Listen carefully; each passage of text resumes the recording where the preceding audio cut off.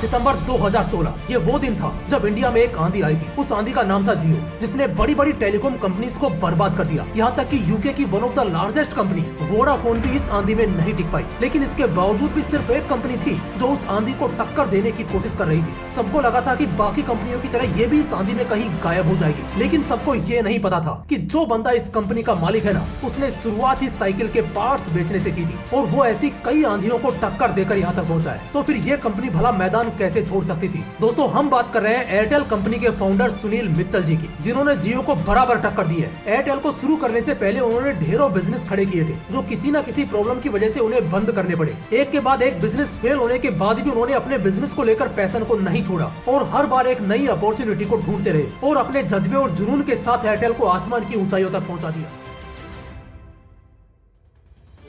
शुरुआत होती है 1957 से, जब पंजाब के लुधियाना में कांग्रेस पार्टी के जाने माने member of parliament Satpal Mittal ji के घर सुनील मित्तल जी का जन्म होता है। हालांकि अपने पिता के स्ट्रॉन्ग पॉलिटिकल बैकग्राउंड के चलते सुनील जी के पास शुरुआत से ही हर वो संसाधन थे जिससे वो आराम से अपनी जिंदगी बिता सकते थे। बिना किसी कठिनाई के हर वो चीज पा सकते थे जिन्हें पाने के बाकी लोग सपने देखते हैं। पर छोटी सी उम्र में ही सुनील जी ने ये बात ठान ली थी कि वो किसी भी सूरत में पॉलिटिक्स ज्वाइन नहीं करेंगे, बल्कि उससे अलग होकर वो अपना खुद का नाम बनाएंगे, जिसके लिए उन्होंने बिजनेस का रास्ता चुना। यहाँ तो सबसे ज्यादा जरूरी और समझने वाली बात है वो ये है कि सिर्फ पैसे से बिजनेस खड़ा नहीं होता है। और ये सीख सुनील जी को तब मिली जब उन्होंने आगे चलकर अपना ग्रेजुएशन कंप्लीट किया और बस 18 साल की उम्र में ही बिजनेस के लिए अपने पिता से 20,000 रूपए लेकर 1976 में एक छोटा सा बाइसिकल पार्ट्स बेचने वाला स्टोर शुरू किया, जिसमें उनका काफी समय तो सिर्फ ये समझने में ही लग गया कि जिस बिजनेस में वो उतरे हैं वो काम किस तरह से करता है। लेकिन कहते हैं ना कि समुद्र में उतरने के बाद मार मार कर ही सही, लेकिन लहरें तैरना सिखाई देती है। ऐसा ही कुछ उस समय सुनील जी के साथ भी हुआ। काफी समय अपने इस बिजनेस में देने के बाद वो आखिरकार ये समझ पाए कि मार्केट में बाकी सभी किस तरह बिजनेस कर रहे हैं और उन्हें कैसे अपने बिजनेस से प्रॉफिट निकालना है। लेकिन जल्दी उन्हें इससे ये बात भी समझ आ गई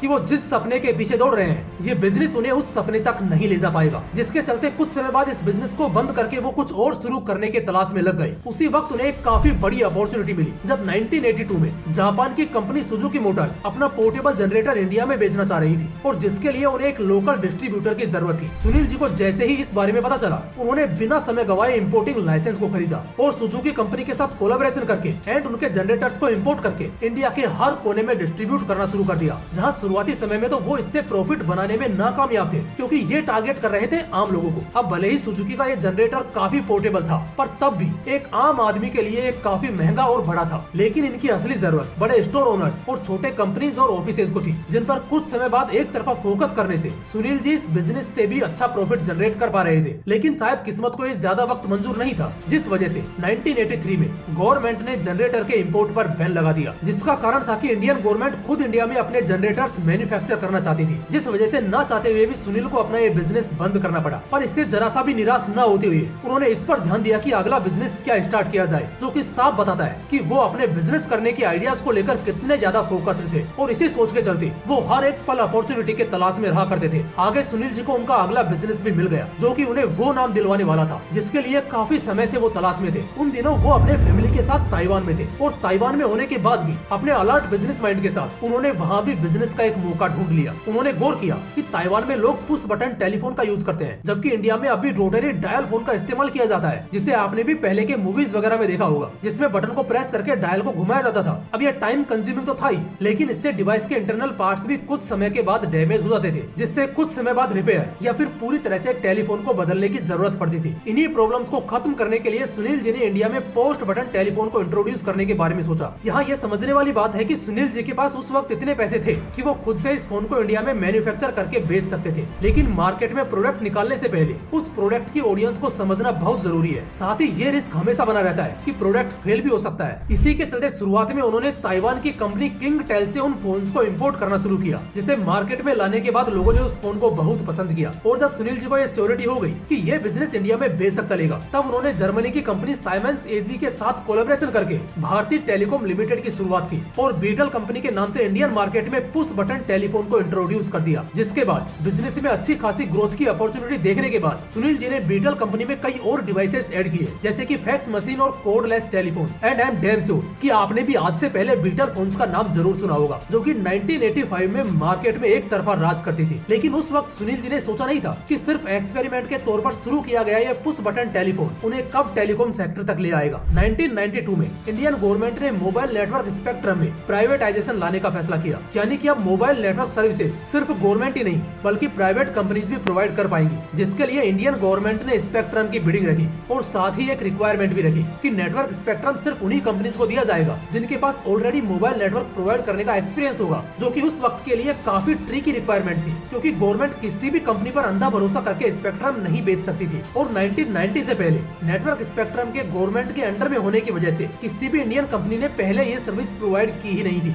जिस वजह से किसी भी इंडियन कंपनी के पास ये रिक्वायरमेंट पूरा करने का चांस ही नहीं था, यानी कि एक तरह से सिर्फ फॉरेन कंपनीज ही इस स्पेक्ट्रम को खरीद सकती थी। ये बात सुनील जी ने भी समझी और जर्मनी के मोबाइल नेटवर्क प्रोवाइडर साइमंस एजी कंपनी के साथ कोलैबोरेशन करते हुए उन्होंने इस रिक्वायरमेंट को पूरा किया और दिल्ली स्टेट के लिए नेटवर्क स्पेक्ट्रम बिड जीत भी ली, जिसके बाद अब ये दिल्ली में अपनी मोबाइल नेटवर्क सर्विसेज प्रोवाइड कर सकते थे। आगे इन्होंने इसी तरह से उत्तराखंड और यूपी स्टेट के भी नेटवर्क स्पेक्ट्रम राइट्स खरीद लिए, जिसके बाद इन्होंने बिना देरी किए दिल्ली में अपनी सर्विसेज स्टार्ट की और अपनी कंपनी का नाम रखा एयरटेल, जो आगे जाकर इंडिया की पहली टेलीकॉम कंपनी बनी, जिसने सबसे पहले 2 मिलियन यूजर्स का माइलस्टोन हिट किया। पर अब भी एयरटेल सिर्फ 2 से 3 स्टेट में ही टिका हुआ था, जिसका कारण था हद से ज्यादा कंपटीशन। साउथ ईस्ट और सेंट्रल इंडिया की तरफ कई अलग अलग नेटवर्क सर्विसेज कंपनी थी जो सर्विसेज प्रोवाइड कर रही थी और उन्हें वहां से हटाना बिल्कुल भी आसान नहीं था। और इसी आग में घी डालने के लिए गवर्नमेंट ने सितंबर 2000 में BSNL की शुरुआत कर दी, जो कि सबसे चीप प्राइस पर नेटवर्क सर्विसेज प्रोवाइड करती थी। इतना ही नहीं, एक गवर्नमेंट कंपनी होने की वजह से BSNL के पास रिसोर्सेज और पैसों की बिल्कुल कमी नहीं थी, जिस वजह से बस कुछ महीनों के अंदर ही BSNL इंडिया के हर कोने तक मोबाइल नेटवर्क सर्विसेज प्रोवाइड कर पा रहा था, जिसके लिए आपने भी एक कहावत सुनी होगी कि जहां पर चिट्ठियां नहीं पहुंचती वहां BSNL पहुंच जाता है। और ये बात पूरी तरह सच भी थी। BSNL सभी टेलीकॉम कंपनीज के बड़े यूजर पोर्शन को अपने अंडर ले चुकी थी और चीप प्राइस होने की वजह से लोग BSNL को छोड़ भी नहीं रहे थे। पर इसी के साथ कई जगह नेटवर्क स्लो हो जा रहा था। इतना बड़ा यूजर बेस होने की वजह से कई जगह प्रॉपर नेटवर्क नहीं मिल रहा था। इसी के साथ जो एक प्रॉब्लम सबसे ज्यादा BSNL को हार्म कर रही थी वो थी क्रॉस कॉल कनेक्शन, जिसमें फोन लगाया किसी और को जाता था और लग किसी और को जा रहा था। इन्हीं बातों को समझते हुए एयरटेल ने अपने सभी प्रॉब्लम्स पर बहुत अच्छे से ध्यान दिया, जिस वजह से एयरटेल जिन स्टेट्स को सर्विसेज प्रोवाइड कर रही थी वहाँ BSNL का पत्ता लगभग साफ हो गया। अब इससे सुनील जी को खुद पर इतना भरोसा हो गया था कि वो एयरटेल को ऑल ओवर इंडिया में सर्विसेज प्रोवाइड करने के लायक बना चुके हैं। पर अगर उन्हें दूसरे स्टेट्स में सर्विसेज प्रोवाइड करनी है तो उन्हें एयरटेल के एक्सपेंशन पर ध्यान देना होगा, जिसके लिए उनके पास पैसे नहीं थे, जिस वजह से 2002 में आकर उन्होंने अपनी कंपनी को बॉम्बे स्टॉक एक्सचेंज और नेशनल स्टॉक एक्सचेंज पर लिस्ट कर दिया, जिससे एयरटेल के शेयर्स पब्लिक हो गए और अब आम आदमी भी एयरटेल कंपनी में इन्वेस्ट कर सकता था। इससे सुनील जी को काफी अच्छी फंडिंग मिली और वो बाकी स्टेट्स में भी एयरटेल को पहुंचाने में कामयाब हो पाए। साथ ही उन्होंने जो दूसरे स्टेट की नेटवर्क सर्विस प्रोवाइडर कंपनी थी जैसे कि स्काईसेल और हेक्साकॉम, उन्हें एक्वायर करना शुरू किया, जिससे मार्केट में लगभग सिर्फ 2 ही कंपनीज बची हुई थी, एयरटेल और BSNL। जिसके बाद एयरटेल ने अपने सर्विसेज के प्राइस गिरा दिए और इस फैसले के बाद तो मानो लोगों ने बिना समय गंवाए एयरटेल में स्विच करना शुरू कर दिया। हालांकि तब तक मार्केट में वोडाफोन, आइडिया